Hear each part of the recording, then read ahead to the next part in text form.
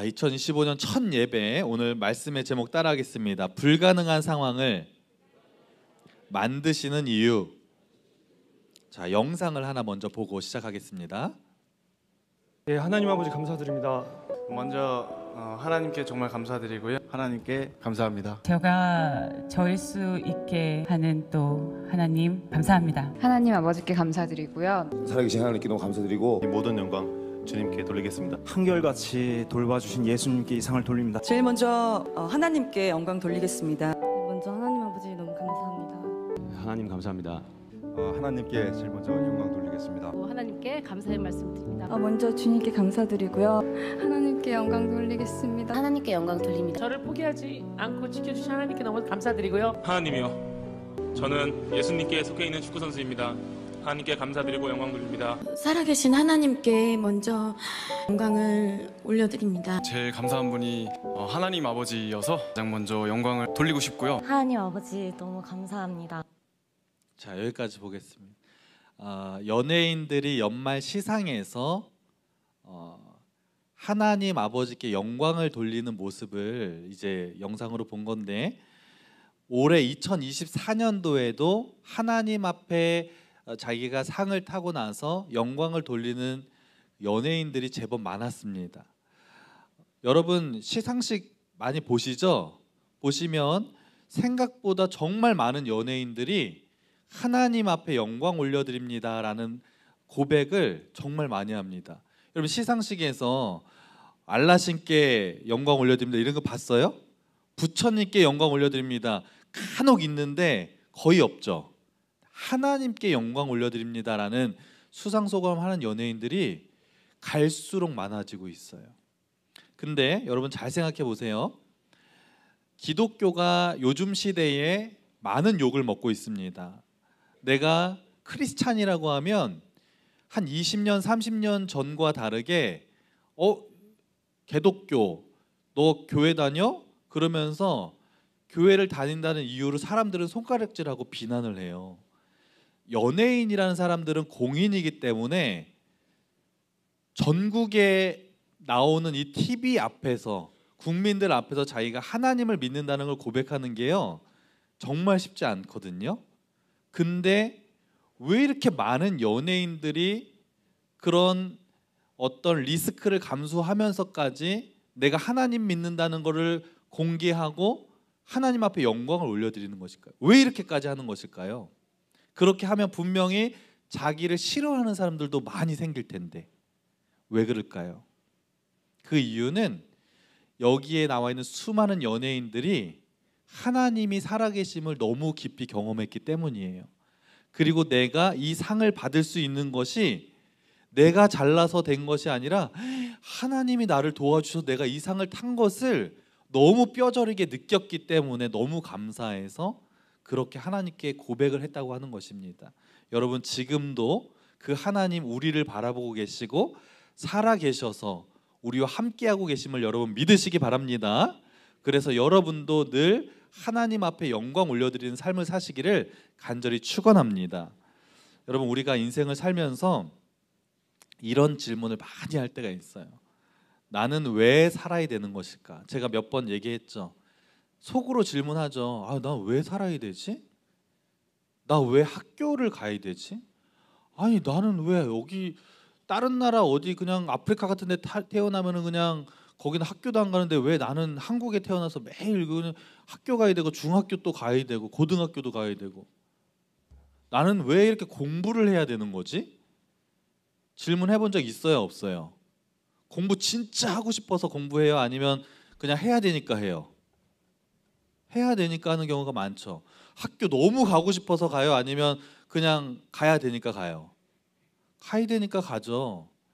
나는 왜 이렇게 교회를 나와야 되지? 어렸을 때 유초등부까지는 그래도 엄마 아빠 따라서 그냥 왔는데 중학교 되고 이제 고등학교 되니까 좀 머리가 컸거든요.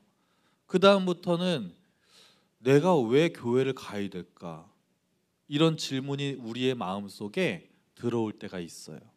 그거에 대해서 왜 사는지, 왜 우리가 무엇인가를 해야 되는지에 대해서 그 이유가 오늘 우리가 읽은 본문 말씀에 너무 명확하게 나와 있습니다.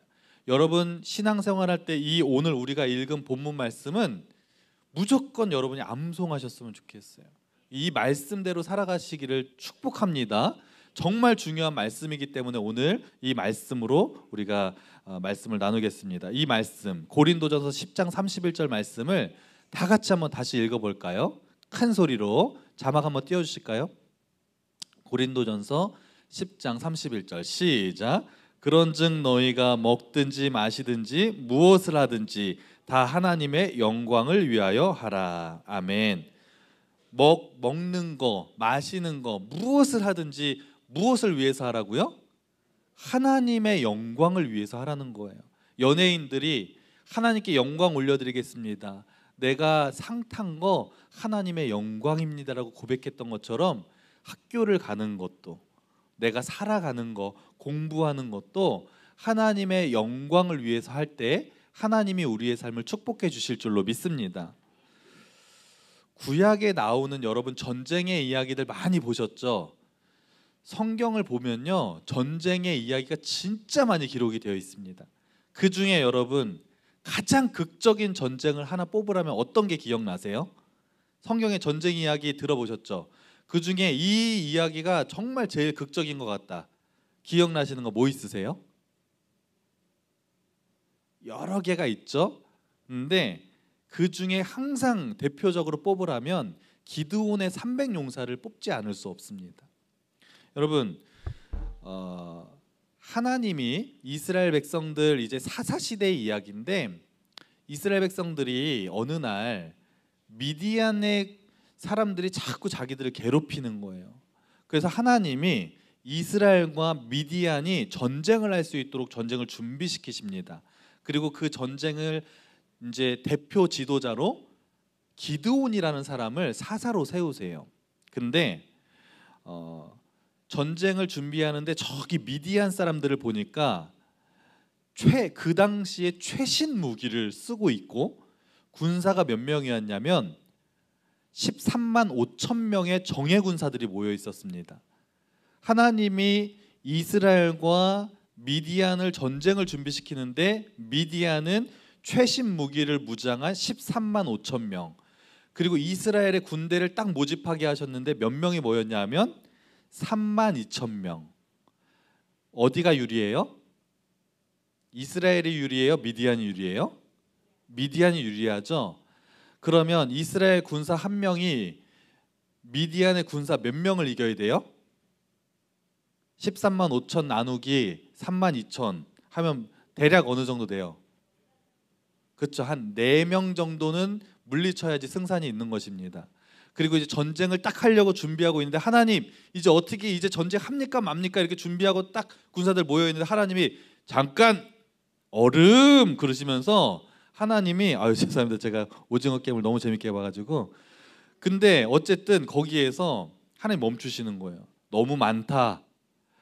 혹시 전쟁하는데 두려운 사람이 있으면 다 돌려보내라. 그래서 여러분 3만 2천 명 모이셨는데 전쟁하는 거 두려운 사람은 다 돌아가십시오. 그랬더니 몇 명이 돌아갔냐면 2만 2천 명이 다 도망갔어요. 몇 명 남았어요?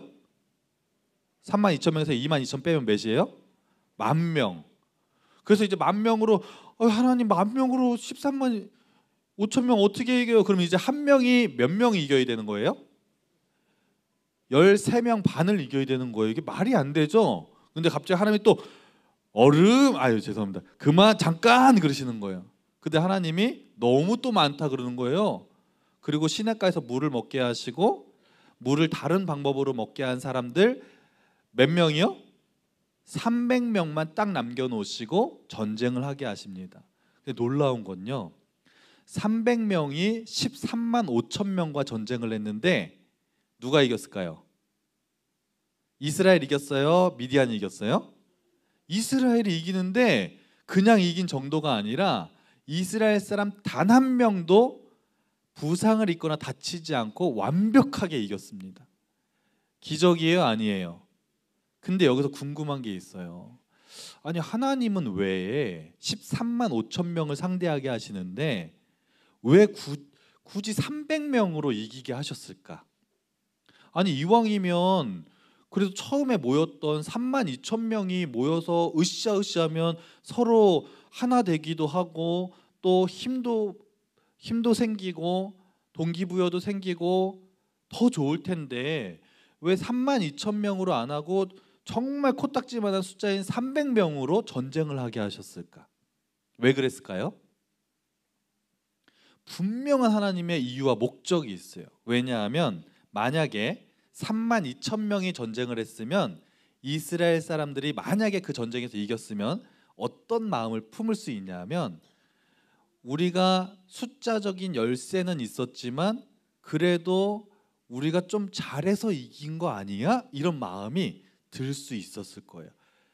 근데 300명은 우리가 잘해서 이긴 거 아니야라는 생각을 가질 수가 없어요. 왜냐하면 그거는 불가능한 숫자이기 때문이에요. 그러면 이 전쟁에서 이기게 되면 사람들의 마음속에 어떤 마음을 품냐면 야, 이거는 불가능인데 이건 다 하나님이 하신 거다. 하나님이 도와주셔서 우리가 이겼네. 하나님 살아계시는구나. 이래서 하나님이 불가능한 상황을 만드시고 그 300명으로 전쟁을 이기게 하셨다는 거예요. 여러분, 하나님이 일하시는 방법 중에 하나가 뭐냐면 불가능한 상황을 만드시고 그 상황을 통해서 그 일을 역사하실 때가 있어요. 그 이유는 불가능하기 때문에 거기에서 우리가 하나님께 기도하고 그것이 이루어졌을 때 아, 이건 하나님이 하신 거라고 우리가 믿음으로 고백하고 할 수 있기 때문인 줄로 믿습니다. 성경의 이야기를 보면 여러분, 하나님이 불가능한 상황을 만드세요. 엘리야가 갈멜산에서 한 명대, 엘리야 선지자 한 명대 바알과 아세라 선지자 850명이 대결을 하는데 하나님이 어떤 명령을 하시냐면 너희들 같이 대결하는데 하늘에서 불이 내려오는 기도를 해라 이렇게 하시는 거예요. 근데 하늘에서 지금까지 엘리야 시대까지 불이 내려온 역사가 한 번도 없거든요. 이거는 불가능한 일이에요. 근데 하나님이 그 불가능한 상황을 만드시고 엘리야가 기도할 때 하늘에서 불이 내려왔어요. 그곳에 있는 모든 사람들이 야, 하나님 진짜 살아계시는구나 그러면서 하나님의 영광을 나타내셨습니다. 이스라엘 백성들이 출애굽을 하는데 막 이제 가나안 땅을 향해 가는데 홍해 바다가 딱 가로막혀 있는 거예요. 그리고 뒤에서 애굽의 군대가 쫓아옵니다. 이제 다 죽은 상황이에요. 불가능한 생존율을 따지고 봤을 때 200만 명이 거기 있었는데 무기가 없어요. 그냥 애굽의 최신 군대가 와서 바닷가에 빠져 죽든지 저들의 칼에 맞아 죽든지 다 죽는 건데 하나님이 홍해 바다를 가르셨어요. 불가능한 상황을 만드셔서 하나님이 살아계심을 보여주셨습니다. 여러분, 광야에서 40년을 사는데 200만 명이 광야에서 매일매일 음식을 먹어야 되거든요. 다른 곳도 아니고 광야, 풀 한 폭이 나기 힘든 곳에서 200만 명이 매일매일 뭘 먹고 살아야 돼요? 먹고 사는 게 불가능한 곳에서 하나님이 만나를 내려주셔서 만나를 먹을 때마다 아, 하나님 진짜 살아계시는구나 라는 것을 경험케 하신 거예요. 그러면서 하나님의 영광을 드러내십니다. 여러분, 하나님이 우리가 살아가는 이 시대 가운데 가끔씩 내가 할 수 없는 불가능한 상황을 놓이게 하실 때가 있어요. 관계의 문제, 내가 어떻게 할 수가 없어요. 이거 어떻게 해결해야 되지? 물질의 문제, 갑자기 엄청난 빚더미에 놓이는 사람들이 있죠. 내가 할 수가 없어요. 그런 불가능한 상황을 하나님이 우리의 삶에 주실 때가 있거든요. 근데 그 상황을 만드시는 이유는 하나님이 일하시기 위해서인 줄로 믿습니다. 불가능한 상황 속에서 우리가 하나님을 붙잡고 나아갈 때 그것을 하나님이 도와주셔서 가능케 하시면 우리는 아, 하나님 진짜 살아계시는구나. 이거 내가 할 수 있는 일이 아닌데 내가 기도했더니 하나님이 이걸 한 방에 해결해 주시네. 하나님 진짜 살아계시는구나. 하나님께 영광 올려드립니다. 연예인들도 마찬가지예요. 내가 대상을 탈 수 있는 사람이 아니에요. 근데 내가 어떻게 하다 보니까 대상을 탔어. 방송에 나와서 이거 하나님이 하셨습니다. 하나님께 영광 올려드립니다. 고백을 안 할 수가 없는 것이 불가능한 상황을 하나님께서 가능하게 하셨기 때문입니다. 여러분, 예전에 미국의 CBS 방송에서 이런 일이 있었어요. 이집트에 무슬림을 믿는 사람들이 대부분이거든요. 이슬람교를 믿는 사람을 무슬림이라고 하는데, 어떤 무슬림 남편이 있었는데 아내와 두 딸이 있었습니다. 근데 그러면 남편이 무슬림을 믿으면 가족들도 다 믿어야 돼요. 근데 어느 날 남편이 밖에 나갔다 집을 딱 들어왔거든요.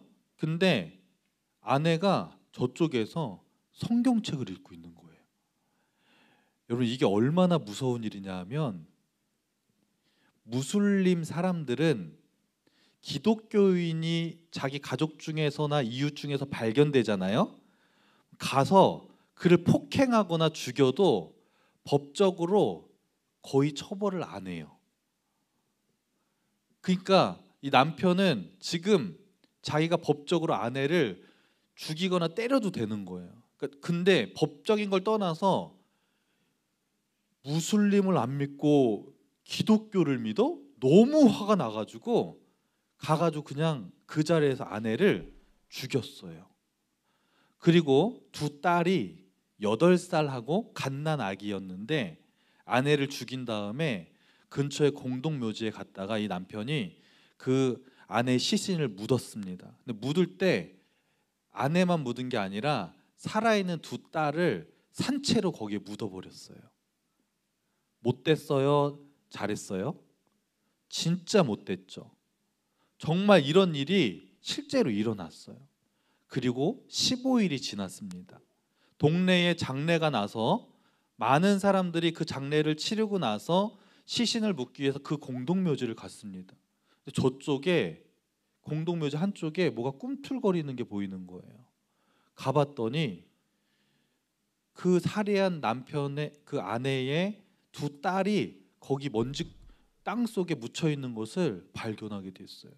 보니까 15일이 지났거든요. 땅 속에 묻혀 있는데 살아 있는 거예요. 이렇게 땅 속에 묻혀 있지만 뭐가 꿈틀거리니까 이게 파봤겠죠. 근데 그 애들이 살아 있는 거예요. 말이 되나요? 15일 동안 그게 뭘 먹어요? 땅 속에 있는데 지금 숨도 못 쉬는데 근데 살아 있다니까요. 그래서 이게 소문이 퍼져서 방송국에서 취재를 나왔어요. 그리고 그 여자 기자도 무슬림이었는데 이 터번을 이렇게 쓰고서 8살 여자아이를 인터뷰를 하는 거예요. 꼬마야, 너 여기 땅속에 묻혀 있었다면서 15일 동안 뭐 먹었니? 그러니까 너 어떻게 살았니? 그렇게 질문을 했습니다. 생방송으로 이집트 공영 방송에서 그걸 인터뷰를 생방송으로 하고 있었어요. 근데 여자애가 그 소녀가 뭐라고 대답한지 아세요? 저는 땅속에 묻혀 있는데 매일매일 하얀 가운을 입은 분이 찾아와서 음식을 줬습니다. 그리고 매일 우리 어머니를 깨우더니 갓난 아이 제 동생에게 젖을 주었습니다. 그분은 양손에 못자국이 있었습니다. 그리고 그분은 예수님이었습니다. 라고 생방송 중에 그런 인터뷰를 한 거예요. 그리고 이것이 무슬림을 믿는 이집트 전국으로 생방송되면서 난리가 난 거예요. 실제로 있었던 일입니다. 여러분, 하나님 이 인간의 입장에서 보면 이게 말로 설명이 안 되는 거예요. 그냥 땅속에 묻혀 있는 그 아이들이 어떻게 삽니까? 근데 누가 도와주셨어요? 예수님이 도와주시고 하나님이 도와주신 거예요. 이런 말도 안 되는 일이 지금 이 세상에도 어딘가는 일어나고 있고, 하나님은 불가능한 상황을 오히려 만드시고 그것을 통해서 이 아이가 기적적으로 살아나는 이 일이 인터뷰를 통해 이집트뿐만 아니라 전 세계로 알려지게 되고 하나님이 살아계심을 만방에 알리는 사건이 일어난 것입니다. 그것을 통해 하나님의 영광이 나타났다는 거예요. 여러분, 우리가 인생을 살아갈 때 뭔가 내 삶이 자꾸 막히고 불가능한, 내가 생각하기에 불가능한 일이 일어났다고 해서 절대로 낙심하고 실망하지 마십시오. 하나님은 여러분이 불가능한 그 상황 속에서 하나님의 역사를 통해 그것을 가능케 하시는 분임을 믿으시기 바랍니다. 그래서 여러분이 2025년을 살아갈 때 모두 좋은 일만 있을 수 없어요. 힘들고 어려운 일, 감당할 수 없는 일이 생길 때가 있습니다. 그때마다 이거는 하나님께 기도하면 하나님이 이 불가능을 가능하게 하시지, 그러면서 여러분 그 불가능을 가능케 하시는 하나님의 역사를 체험하시기를 간절히 축원합니다. 그리고 그 불가능을 가능케 하신 하나님을 찬양하고 하나님 앞에 영광 올려드리는 삶을 살아가는 우리 모두가 되기를 간절히 소망합니다. 기도하겠습니다. 하나님, 우리가 인생을 살아갈 때에 불가능한 일 앞에서 좌절하고 낙심할 때가 많이 있습니다. 그러나 오늘 말씀을 통해 불가능을 가능케 하시고 기적의 역사를 보여주시는 지금도 살아계신 하나님 앞에 우리가 믿음으로 살아갈 수 있도록 인도하여 주옵소서. 이 모든 말씀 예수님의 이름으로 기도합니다. 아멘.